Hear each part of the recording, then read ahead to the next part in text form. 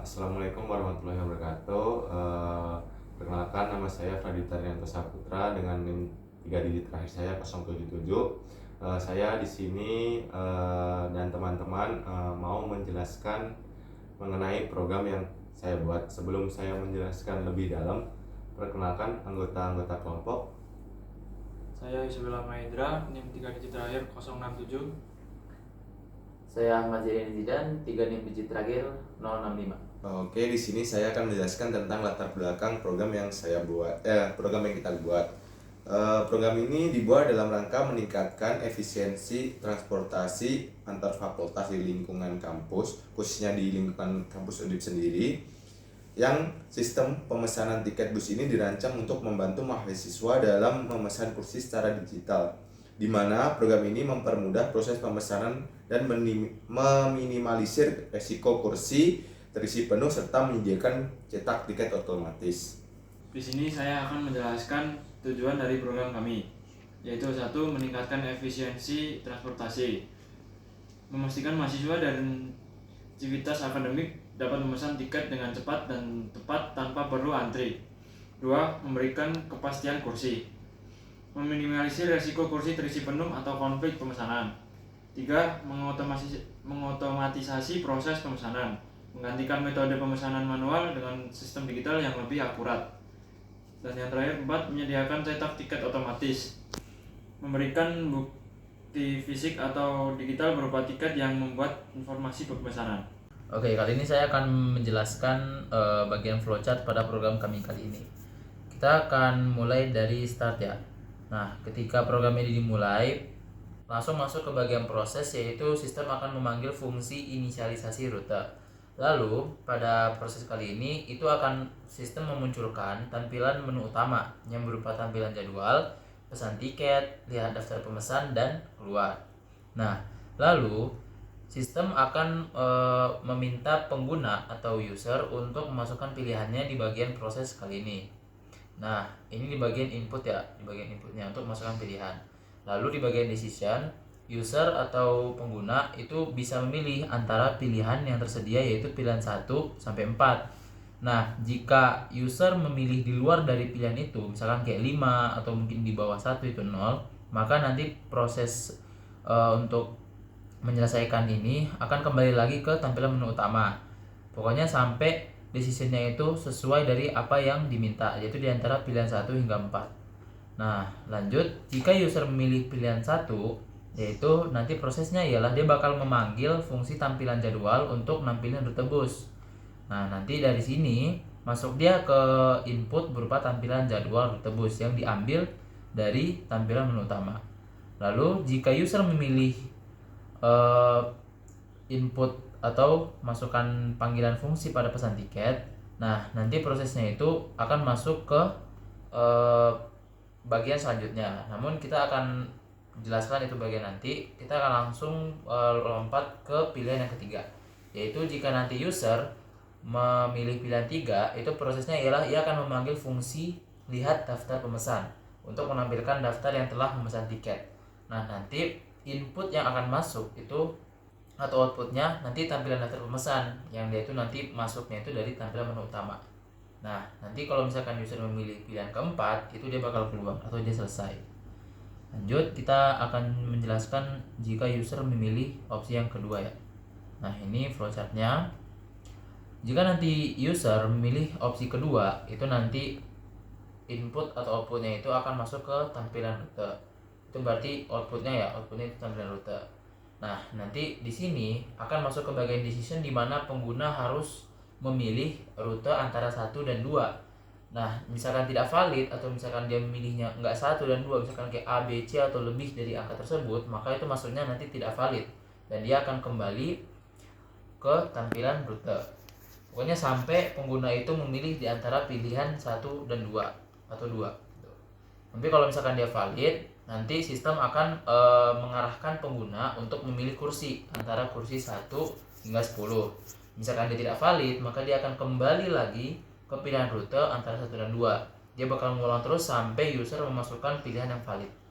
Lanjutnya, jika pengguna sudah memasukkan pilihan kursi, yang valid. Misalkan nanti dia valid, nanti dia akan masuk ke bagian pengguna memasukkan input berupa input nama. Langsung masuk ke bagian decision, sistem akan menganalisis apakah pengguna ini mahasiswa atau bukan. Jika mahasiswa memilih bukan, jika pengguna memilih bukan mahasiswa, maka dia akan masuk ke bagian input untuk memasukkan asal atau sebagai apa, entah itu dosen, sivitas akademik, dan lain sebagainya. Nah, nanti masuklah dia ke bagian tampilan tiket yang berhasil dipesan. Nah, ini masuknya itu ke output tampilannya. Kalau misalkan pengguna itu adalah mahasiswa, maka dia harus memasukkan asal dan NIM-nya, asal fakultas dan NIM. Nah, langsung dia masuk ke tampilan tiket yang berhasil dipesan. Sama tadi jika pengguna memilih tidak, ya, yang bersama. Dan langsung ada pilihan atau decision, itu apakah pengguna ingin mencetak tiket atau tidak. Kalau pengguna ingin mencetak tiket, maka nanti di prosesnya itu dan outputnya itu tiketnya itu berhasil dicetak ke dalam file txt atau file tiket dan pemesanan. Kalau misalkan tidak, maka program akan selesai. Oke, saya di sini akan menjelaskan tentang run dari program kami. Nah, di sini pengguna itu akan langsung disuguhkan tentang menu yang satu tampilkan jadwal, yang kedua pesan tiket, yang ketiga lihat daftar pemesanan, dan yang keempat tuh keluar. Nah, jika kita memilih opsi 1, maka akan muncul rute yang akan pengguna pilih. Semisal kita mau kita melakukan pemesanan tiket dulu. Jika kita mau pilih opsi 2, nah kita pengguna akan disuruh memilih mau rute 1 atau ke rute 2. Nah, di sini rute 1 tuh dari Fakultas Psikologi ke Fakultas Peternakan dan Pertanian. Dan yang kedua tuh dari Sekolah Vokasi ke Fakultas Ekonomi dan Bisnis. Nah, jika pengguna memilih opsi 2 nih semisal, maka akan pengguna akan ditampilkan kursi dari bus tersebut. Nah, pengguna di sini disuruh memilih. Jika kita memilih opsi kursi 3, maka akan langsung disuruh memasukkan nama. Di sini kita menggunakan nama saja, Dipta. Nah, habis itu pengguna disuruh memasukkan asal fakultas. Di sini Sekolah Vokasi. Nah, habis disuruh masukkan asal fakultas, di sini program akan menyuruh pengguna untuk memasukkan NIM 077. Nah, di sini tiket berhasil dipesan. Nah, di sini tuh program akan menampilkan apakah ingin mencetak tiket atau tidak. Nah, di sini semisal pengguna ingin mencetak tiket, maka tekan iya, enter. Nah, di sini pesanan tiket sudah tercetak dan tersimpan di file txt. Nah, di sini kita dapat melihatnya di new folder. Nah, ini tiket. Nah, di sini maka tiket tadi tersimpan di file txt. Nah, dari tiket ini yang sudah tersimpan, semisal tiket ini sudah tersimpan dan akan tidak bisa keluar atau hilang. Nah, jika pengguna memilih opsi 4 keluar nih, nah maka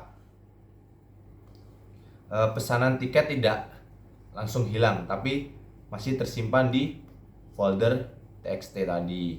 Nah, lalu jika kita memilih lagi, coba kita run lagi ya. Semisal, nah di sini kita memilih pesan tiket kedua, D2, enter.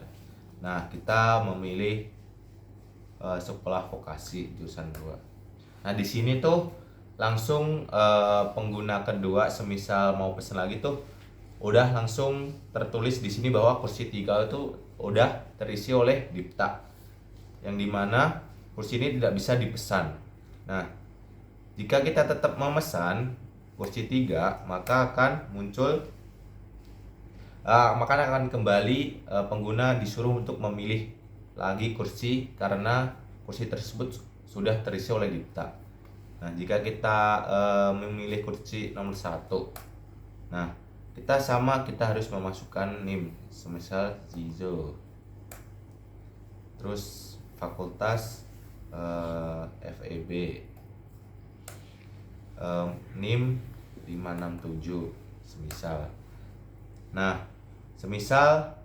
maka tiket akan muncul seperti ini, seperti tadi, dan kita apakah Anda ingin mencetak tiket, maka kita semisal kita akan mencetak tiket. Nah, maka tiket tadi akan tersimpan ke folder txt tadi seperti tadi.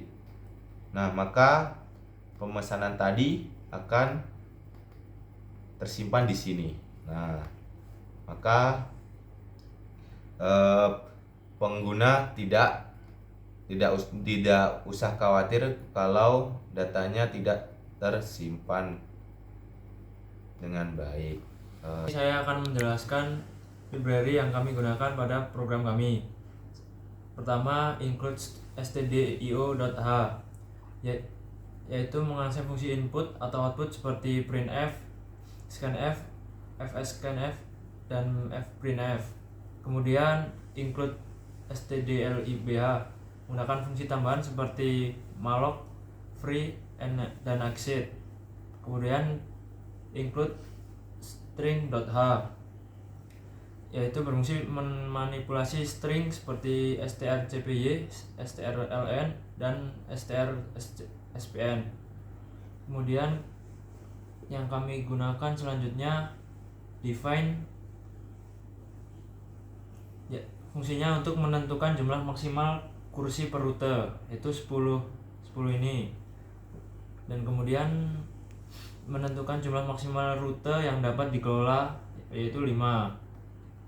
Selanjutnya type def struct. Type def struct fungsinya untuk menyimpan data penumpang termasuk nama fakultas, NIM, dan nomor kursi. Kemudian stay def struct bus, menyimpan semua rute dan jumlah total rute. Kemudian kami menggunakan void inisialisasi rute,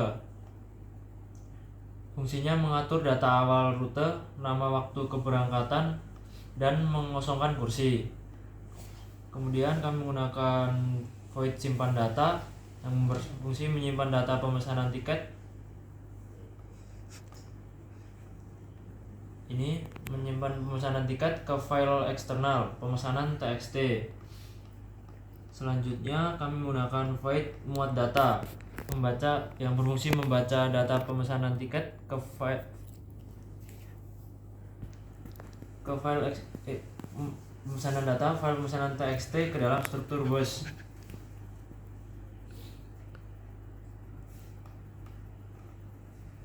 Selanjutnya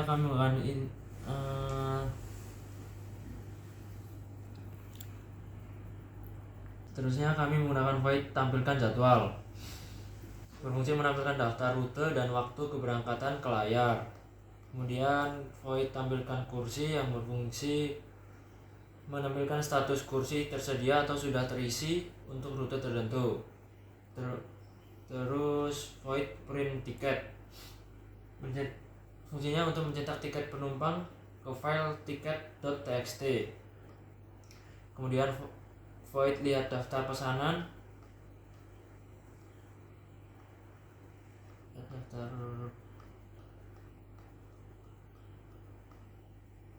lihat daftar pesanan tiket Berfungsi untuk memproses pemesanan tiket oleh pengguna termasuk input data dan validasi kursi. Kemudian integer, kami menggunakan integer main. Integer main mana cok?